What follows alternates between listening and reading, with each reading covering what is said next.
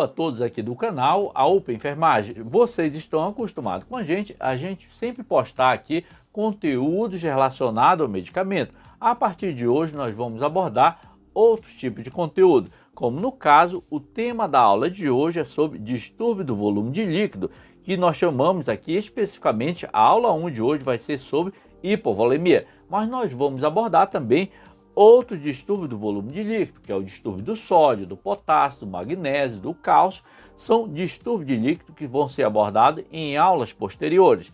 Então, pessoal, a nossa primeira aula sobre distúrbio do volume de líquido é sobre hipovolemia. Se você está chegando agora no nosso canal e você ainda não é inscrito, convido a você a se inscrever.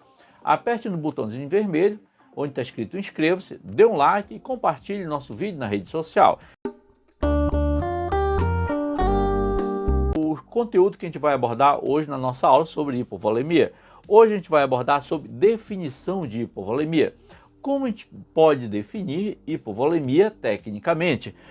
A fisiopatologia da hipovolemia nós vamos abordar. Como acontece a hipovolemia? Quais são os fatores que causam a hipovolemia? Vamos abordar também as manifestações clínicas da hipovolemia. Como você, profissional de enfermagem, reconhecer que o paciente está apresentando hipovolemia através das manifestações clínicas que o paciente vai apresentar.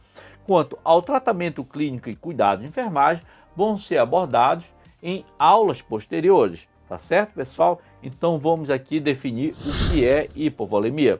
A definição de hipovolemia, eu coloquei uma observação perda. Toda vez que a gente falar em hipovolemia, que está perdendo volume, tá certo? Porque hipo, diminuição de quê?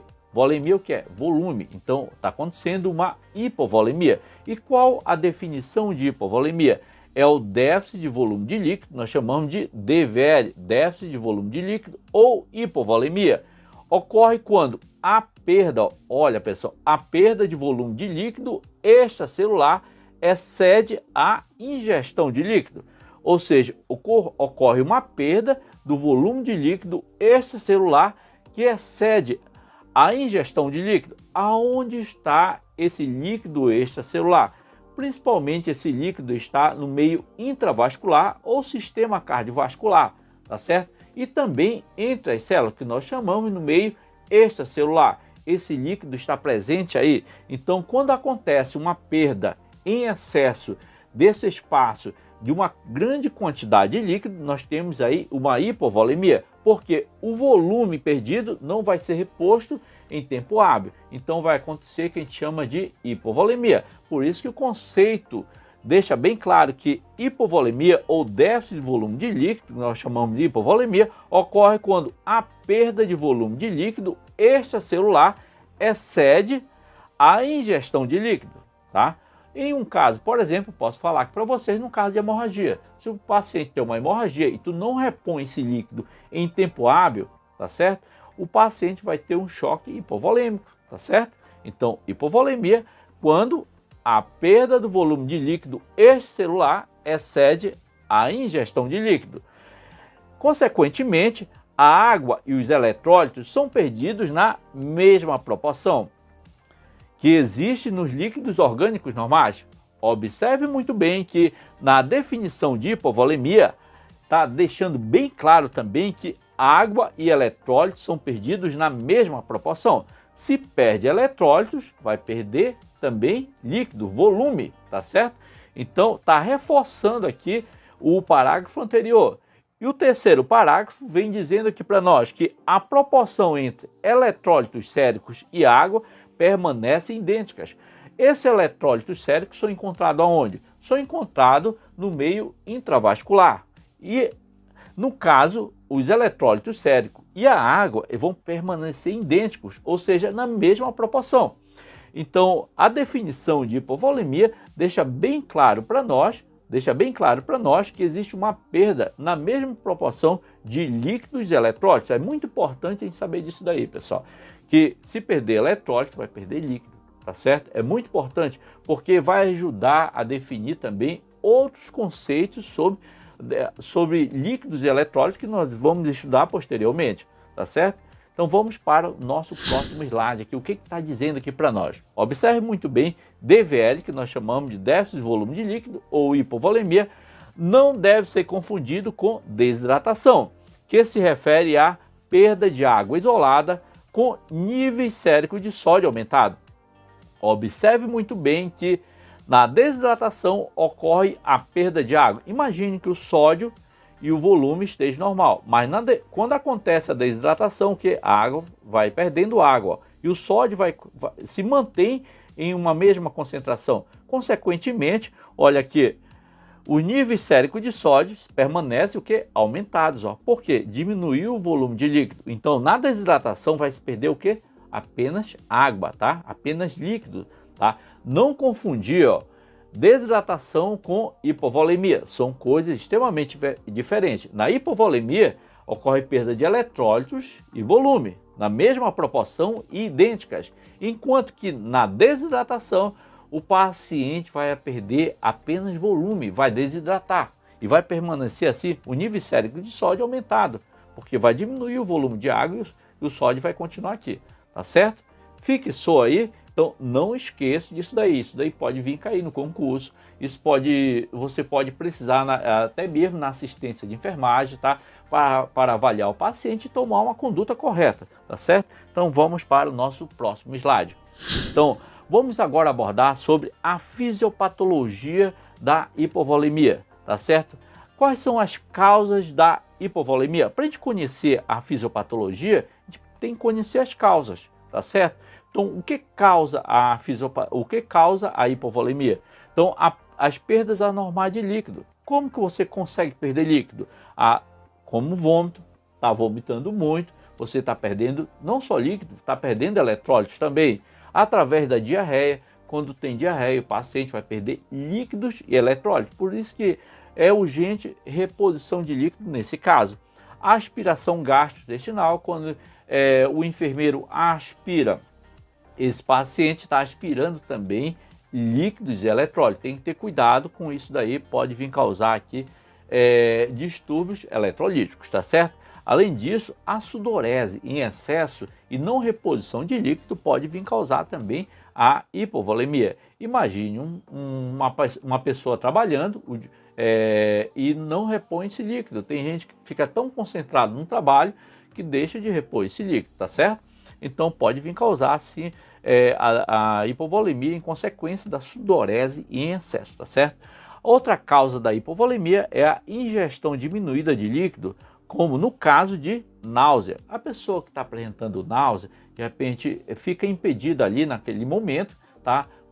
De tomar líquido, porque quando toma o líquido, vomita. Então, para evitar de vomitar, essa pessoa pode ter uma atitude, ou esse paciente, de evitar de tomar líquido, tá certo? Porque para evitar o vômito, porque o estômago está irritado, tá certo? Então pode vir causar também uma hipovolemia, a ingestão diminuída de líquido, como no caso a náusea, tá? O paciente pode vir apresentar uma hipovolemia. A dificuldade de acesso aos líquidos. Nesse caso, por exemplo, uma pessoa que está restrita, não tem acesso a líquido, pode vir apresentar a hipovolemia. Como vocês sabem muito bem, a gente perde líquido até mesmo quando a gente está dormindo, até mesmo quando a gente está respirando. A gente perde líquido quando a gente urina, quando a gente defeca, né? Então a gente perde líquido através da pele. Então a gente perde líquido de diversas maneiras. Então a pessoa está com dificuldade de acesso ao líquido e não tem como repor esse líquido, pode vir apresentar a hipovolemia. Então, a fisiopatologia vem trazendo também para a gente para a gente conhecer mais sobre o que causa a hipovolemia e entender essa fisiopatologia no momento de a gente avaliar esse paciente, que os desvios de líquido para o terceiro espaço ou o movimento do líquido do sistema vascular para outros espaços corporais, como por exemplo, no caso de edema, tá? Quando o paciente tem uma queimadura, o líquido pode ser desviado para o terceiro espaço, tá certo? Então, no caso também da ascite também, o líquido é desviado para o terceiro espaço. A ascite, o que causa ascite? Que o abdômen fica com uma certa quantidade de líquido. Acontece uma pressão intraporta, tá? Em consequência de uma insuficiência hepática, e acontece uma alteração na pressão oncótica dentro da veia porta e esse líquido começa a ir para a cavidade abdominal, tá certo? Aí, onde o abdômen fica mais elevado, fica cheio de líquido, que nós chamamos de ascite, tá? Então, ascite com disfunção hepática, por isso está falando ascite com disfunção hepática. Esse líquido é desviado, então, aí para o terceiro espaço, tá certo? Então, vamos para aqui outras causas adicionais que pode vir causar a hipovolemia. Então, no caso de diabetes insípido, o paciente pode vir apresentar também hipovolemia em consequência da produção excessiva de urina. No caso de diabetes insípido, sente muita sede, mas também vai urinar bastante. Por que esse paciente vai urinar bastante? Porque o organismo quer eliminar aquele excesso de glicose que tem no corpo. Então, consequentemente, vai urinar bastante, tentando eliminar essa glicose, mas também, ao mesmo tempo, está perdendo líquido e eletrólitos aí. E pode vir causar o quê? Hipovolemia. Além disso, a insuficiência da suprarrenal pode vir a acontecer, o quê? Produção inadequada de hormônios suprarrenais, como no caso cortisol e aldosterona. Vamos pegar como exemplo a aldosterona. A aldosterona, quando é liberada, ela retém o quê? O sódio, tá? Ela é liberada, a suprarrenal fica ali em cima do rins, libera a aldosterona e retém o sódio. Se retém sódio, vai reter líquido. Então, uma insuficiência na suprarrenal, ou seja, uma deficiência da liberação de, por exemplo, aldosterona, o que vai acontecer? Vai evitar que o sódio fique retido, vai começar a liberar o sódio pelo rins. E, consequentemente, se o sódio é perdido pelo rins, tá certo? Em consequência de uma insuficiência da suprarrenal que não está produzindo em quantidade adequada a aldosterona, vai perder também líquido. Perde sódio, perde líquido, perde sódio, perde líquido, tá certo? Então, é uma das causas adicionais aí da hipovolemia. Veja só, pessoal, tudo isso que eu falei aqui para vocês, como é muito importante a gente conhecer, para a gente avaliar de uma maneira bem cautelosa o paciente, de maneira que a gente possa dar uma assistência adequada. A gente só pode dar uma assistência adequada ao paciente, uma boa assistência, depois que a gente faça uma boa avaliação com esse paciente. Além disso, a diurese osmótica também pode vir causar a hipovolemia. A diurese osmótica, como no caso, pode ser causado pela hiperglicemia. Tem um excesso de glicose no sangue, vai acontecer o quê? Perda de eletrólitos e água também, tá certo? A diurese osmótica pode vir causar também a hipoglicemia, a hemorragia e o coma. A hemorragia, no caso, uma descontinuidade do vaso sanguíneo, uma descontinuidade, por exemplo, uma ruptura do vaso sanguíneo, pode vir causar perda de líquido, perda de sangue, perda de volume, tá? Pode vir causar hipovolemia. E o coma também, que o paciente está ali deitado, não tem aquela reação de reposição de líquido, fica dependente da assistência. Pode vir causar também uma hipovolemia. Então, até agora nós definimos as causas adicionais também, que faz parte da fisiopatologia que causa, os fatores também que causam aí a hipovolemia. Então, as manifestações clínicas, tá? Agora nós vamos abordar aqui as manifestações clínicas da hipovolemia. Então, vamos prestar muita atenção, porque a partir daqui a gente consegue identificar quando o paciente está apresentando assim a diminuição do volume de líquido no organismo, tá certo? Nós podemos identificar através dessas observações e também de um bom exame físico. No déficit do volume de líquido rápido, a gravidade depende do grau de perda de líquido, ou seja, a gravidade do paciente vai depender dessa perda rápida também. Se a perda é rápida, o quadro clínico desse paciente vai se agravar mais rapidamente. Os sinais e sintomas do déficit de volume de líquido são a perda de peso agudo, tá? Então, o paciente pode vir a perder peso rapidamente, porque eu coloquei aqui para vocês entenderem, se o paciente perder 1 litro, vamos dizer, de sangue, isso equivale a 1 quilograma, ou seja, vai refletir diretamente no peso dele. Por isso que a perda de peso é aguda. Você está perdendo peso porque está perdendo líquido, tá certo? Fique atento quanto a isso também. Oligúria também, que é uma diurese diminuída. O volume de líquido em 24 horas de diurese está muito baixo. Olha, entre 100 a 400 ml de urina no período de 24 horas. Ou seja, está acontecendo alguma coisa que o rins ali, ele está tendo um mecanismo reflexo para reter a urina ali, tá? reter a urina, porque está perdendo líquido. É um mecanismo reflexo ali que o rins ele lança a mão, tipo assim, opa, estou perdendo muito líquido, tá? Então ele começa a diminuir o filtrado de urina, tá certo? O rins está diretamente ligado ao sistema cardiovascular. Falando aqui para vocês, por exemplo, quando tu avalia a pressão arterial do paciente, você não só está avaliando o sistema cardiovascular do paciente, mas você está avaliando também o rim desse paciente. Porque uma vez que está tendo uma insuficiência renal ou alguma alteração renal, pode refletir diretamente também na pressão arterial do paciente, tá certo? Então fica bem claro, no caso da oligúria também é um dos sinais, sintomas que o paciente pode vir apresentar, onde a diurese está bem diminuída, um volume de 100 a 400 ml. Pessoal, chamando muita atenção para esse detalhe aqui, tá?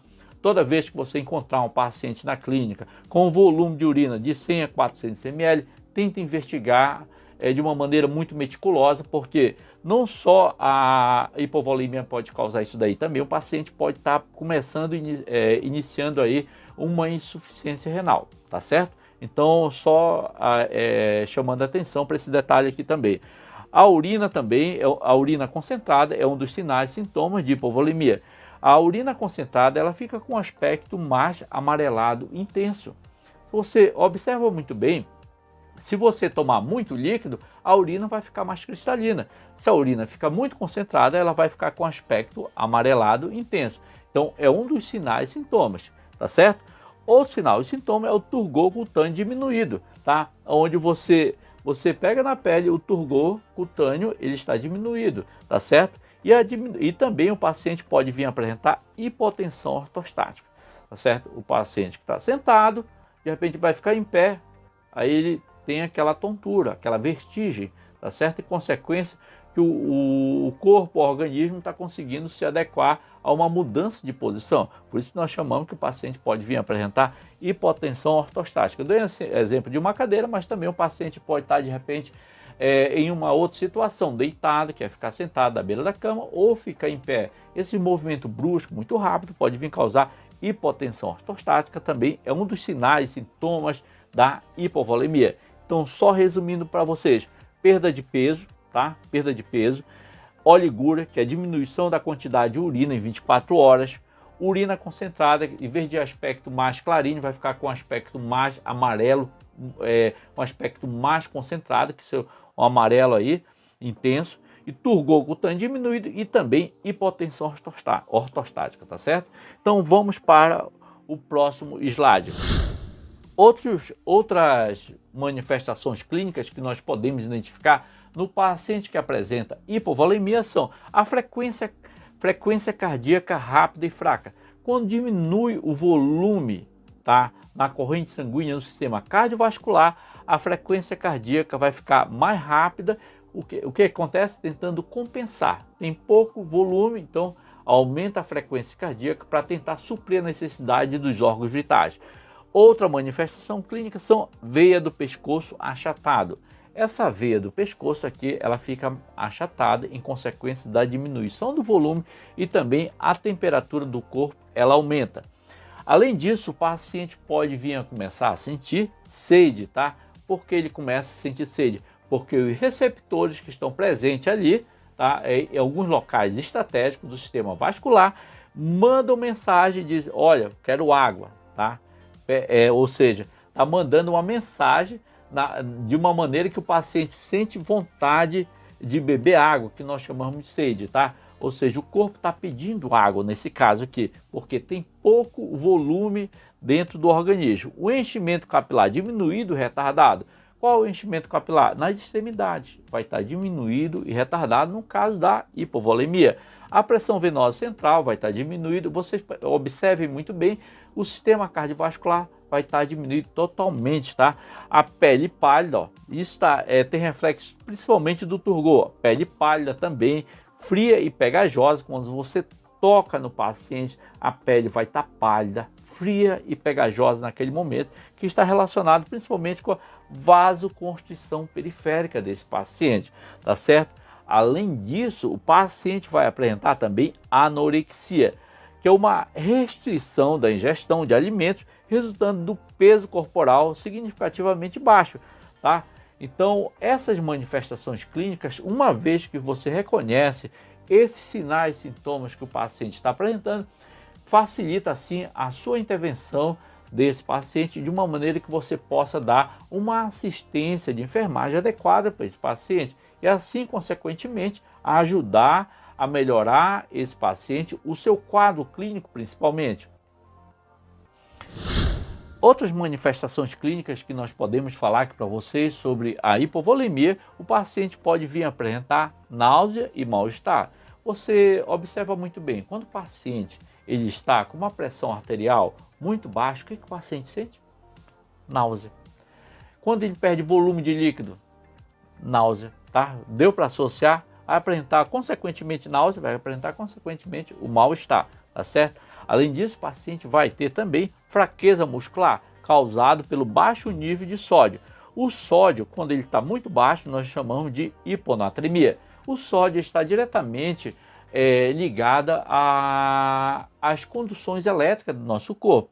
Então, uma vez que o sódio ele está diminuído no nosso corpo, é muito sério, tá certo? Porque vai causar fraqueza muscular. Em várias partes do corpo nós temos músculo.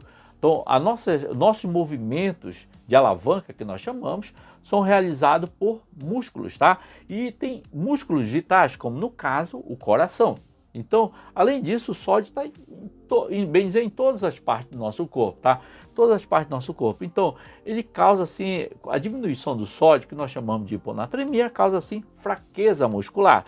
Além disso, o paciente pode vir apresentar também cãibra. A cãibra é causada principalmente pela falta de nutrientes, como no caso, sódio e potássio. São os principais fatores para a aparência da cãibra, tá? Por que o paciente pode vir apresentar cãibra? Porque deficiência do sódio e também do potássio. Uma vez que está diminuída a quantidade de sódio e potássio, o sódio que nós chamamos de hiponatremia e potássio nós chamamos de hipopotassemia, uma vez que está baixo, o paciente pode vir apresentar cãibra. Então, tudo isso daí pode vir causar aí, são manifestações clínicas aqui de distúrbio do volume de líquido, especificamente que nós estamos abordando aqui para vocês, são hipovolemia, tá certo? E não se esqueça, pessoal, dessas principais manifestações clínicas que nós estamos apresentando para vocês, porque isso daqui é muito importante no momento que você reconhece o que está acontecendo com aquele paciente naquele momento. Bom, pessoal, agora que você conhece sobre definição, fisiopatologia e as principais manifestações clínicas do déficit do volume de líquido, nós vamos abordar agora algumas questões para fixar melhor esse conteúdo. A primeira questão: de acordo com o que foi estudado, qual a alternativa abaixo que melhor define o déficit do volume de líquido? A primeira alternativa, alternativa A perda de volume de líquido intracelular. Não, essa alternativa está errada porque está falando que é perda de volume de líquido intracelular. No caso do déficit do volume de líquido, é perda de volume de líquido extracelular, tá certo? Então, a alternativa A está incorreta. A alternativa B está dizendo o seguinte, que a perda do volume de líquido extracelular não excede a ingestão de líquido. Aonde está o erro? O erro está aqui nessa negativa aqui, que está dizendo que não excede a ingestão de líquido. Então, a alternativa B está incorreta. A alternativa C está dizendo o seguinte, que a perda de volume de líquido extracelular excede a ingestão de líquido. Essa alternativa B, C aqui, é a alternativa mais correta que eu encontrei até agora, porque está dizendo que a perda de volume de líquido extracelular, ela excede a ingestão de líquido, tá certo? Então, vamos para a alternativa D, discutir ela também. A alternativa D está dizendo para nós que quando a ingestão de líquido excede o volume de líquido extracelular, está dizendo inversamente, está dizendo que quando a ingestão de líquido excede. Se houvesse o aumento da ingestão de líquido em excesso, não ia haver hipovolemia, tá certo? Então, a alternativa C é a alternativa correta. Vamos para a nossa segunda questão. O DVL, que é déficit do volume de líquido, que é caracterizado por perda de volume de líquido extracelular, ponto. Olha a pergunta, em que proporção a água e eletrólitos são perdidos? tá certo? Olha o que eu falei lá na definição. Nós vamos conseguir responder essa questão se a gente prestou atenção na definição. Primeiro, ó, em que proporção? Vamos lá, para a gente poder marcar aqui qual a alternativa correta aqui embaixo. Primeiro aqui, a perda de água na mesma proporção que os eletrólitos. Isso estava escrito na definição lá? Gravem bem aí. Vamos para o segundo. Perda de água desproporcional ao eletrólito. Desproporcional. O que está dizendo que está errado é a segunda aqui, desproporcional. Tá certo? Então, até agora, a primeira para mim está correta na minha análise. Na terceira, perda de água e ganho de eletrólitos. Se eu tenho perda de água e ganho de eletrólito, então está desproporcional, não é verdade? Não é na mesma proporção. Então, a terceira para mim está errada também, a terceira alternativa. Vamos para a quarta alternativa. As perdas e ganhos são proporcionais. As perdas são proporcionais. Mas em algum momento na hipovolemia você vai ter ganho? Não, você vai ter só perda. Então a alternativa também, a quarta está errada. Então das quatro aqui, só a primeira está errada. Então marque a alternativa correta abaixo. Qual é a alternativa correta aqui? Aqui tem apenas a primeira. Então a alternativa C é a alternativa correta, tá certo? Porque está dizendo que perda de água na mesma proporção que os eletrólitos. Os dois perdem, tá certo? Então então a letra C está correta. Pessoal, chegamos aqui até o final da nossa aula sobre distúrbio do líquido eletrólito. A nossa primeira aula de hoje foi sobre hipovolemia. Espero vocês aqui até a próxima aula. Espero que vocês tenham gostado desse novo formato aqui de apresentar conteúdo para vocês, tá certo? Se você não é inscrito, pessoal, eu peço para vocês, dê um like, compartilhe esse vídeo na rede social e se inscreve. Assim vai fortalecer esse canal, tá certo? Até o próximo vídeo, até a próxima aula e ficamos por aqui. Fique com Deus.